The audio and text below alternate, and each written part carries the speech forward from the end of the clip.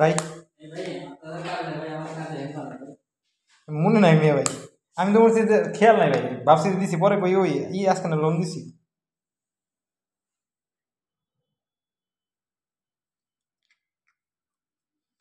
আজকে চন্দ্রনাশ কি হয়েছে জানেন না ম্যানেজার বিক্রি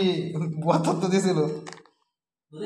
ম্যানেজার বিক্রি ভুয়া তথ্য দিয়েছিল কয় হাজার না 12 না 13,000 14 পরে স্যার বিক্রি বানাইছে বলে রাগারাগি মানে শাখা মনে হয় একটাও বিক্রি জানে মনে হয় 12-13,000 টাকা দিয়েছিল বিক্রি দিয়েছিল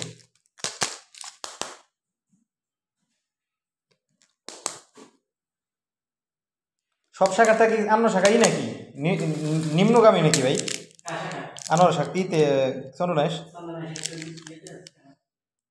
আমরি তো মোটামুটি আছে তাই না